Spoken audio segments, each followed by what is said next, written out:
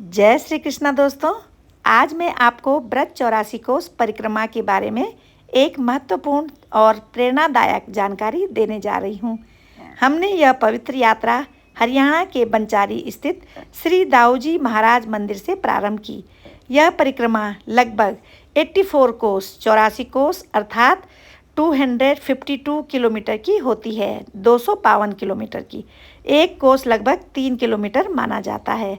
इस यात्रा में लगभग 13 कोस हरियाणा, 47 कोस उत्तर प्रदेश और 24 कोस राजस्थान में पड़ते हैं। इन तीनों क्षेत्रों को मिलाकर संपूर्ण ब्रजमंडल की 84 कोस परिक्रमा पूर्ण होती है। अब प्रश्न आता है कि यह परिक्रमा विशेष रूप से पुरुषोत्तम मास अर्थात अधिक मास में ही क्यों की जाती है। शास्त्रों के अनुसार पुरुषोत्तम मास भगवान श्री कृष्ण और भगवान विष्णु को अत्यंत प्रिय है। इस महीने में किया गया जप, तप, दान, भजन, कीर्तन और तीर्थ यात्रा सामान्य दिनों की अपेक्षा कई गुना अधिक फलदायी मानी जाती है। ऐसी मान्यता है कि पुरुषोत्तम मास में ब्रजभूमि की परिक्रमा करने से मनुष्य को अनेक जन्मों के पापों से मुक्ति मिलती है और भगवान श्री कृष्ण की विशेष कृपा प्राप्त होती है। ब्रज 84 कोस परिक्रमा केवल पैदल यात्रा नहीं, बल्कि यह आत्मशुद्धि, भक्ति और आत्मिक जागरण का एक महान साधन है। ब्रजमंडल में भगवान श्री कृष्ण की बाल लीलाएँ, गौचारण लीलाएँ, रास लीलाएँ और असंख्य दिव्य घटनाएँ घटित हुई हैं। इसलिए यहाँ का प्रत्येक कण, प्रत्येक वृक्ष और प्रत्येक सरोवर पवित्र माना जाता है। मेरे लिए यह यात्रा केवल एक धार्मिक अनुष्ठान नहीं थी, बल्कि आत्मिक परिवर्तन का एक बहुत सुंदर अनुभव था। यात्रा के दौरान मिली कठिनाइयों ने धैर्य सिखाया, संतों के सानिध्य ने ज्ञान दिया और ब्रज की पावन भूमि ने भक्ति का अमूल्य उपहार दिया। मैं परमपिता परमात्मा श्री राधा कृष्ण और ब्रज धाम को कोटि कोटि प्रणाम करती हूँ कि उन्होंने मुझे इस महान परिक्रमा का भाग बनने का अवसर प्रदान किया। आप सभी से निवेदन है कि यदि अवसर मिले तो जीवन में एक बार अवश्य ब्रज 84 कोस परिक्रमा करें। सनातन परंपरा में माना जाता है कि जीवात्मा 84 लाख योनियों में भटकती रहती है। ब्रज की 84 कोस परिक्रमा इस जन्म मरण के चक्र से मुक्ति प्राप्त करने का प्रतीक मानी जाती है। श्रद्धा, भक्ति और समर्पण भाव से की गई यह परिक्रमा मनुष्य को ईश्वर के और निकट ले जाती है। इस परिक्रमा के आध्यात्मिक लाभ भी अत्यंत महत्वपूर्ण हैं।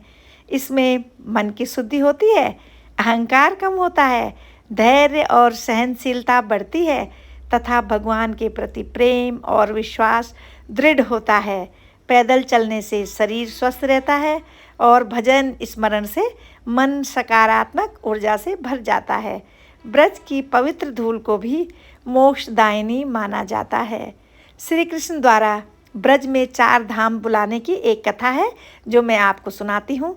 कहा जाता है कि जब भगवान श्री कृष्ण ने देखा कि उनके माता पिता नंद बाबा और यशोदा मैया वृद्धावस्था के कारण हिमालय के दुर्गम मार्गों से होकर बद्रीनाथ, केदारनाथ, गंगोत्री और यमुनोत्री जैसी महान तीर्थों की यात्रा नहीं कर सकते, तब उनके मन में अपने पिता माता को सभी पवित्र तीर्थों के दर्शन कराने की इच्छा प्रकट हुई।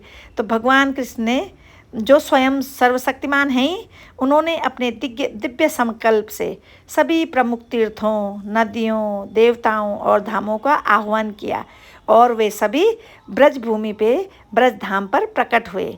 ब्रज के 12 मुख्य वन हैं।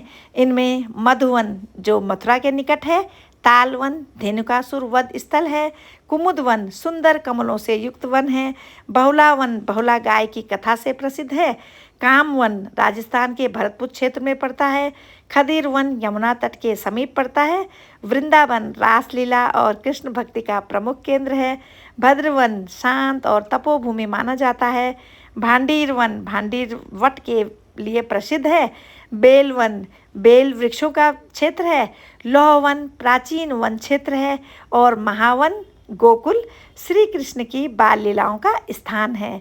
ब्रज 84 कोस की पारंपरिक मान्यता है कि यहाँ पर 12 वन हैं, 24 उपवन हैं, 4 प्रमुख कुंज हैं, 84 कोष क्षेत्र है और अनेक कुंड हैं, सरोवर हैं और तीर्थ स्थल हैं। इसी कारण ब्रज 84 कोष परिक्रमा को भगवान श्री कृष्ण की लीला भूमि का संपूर्ण दर्शन माना जाता है। अगर आपको ब्रज 84 कोष परिक्रमा की यह जानकारी पसंद आई हो तो मेरे चैनल को सब्सक्राइब करें, वीडियो को लाइक करें और इसी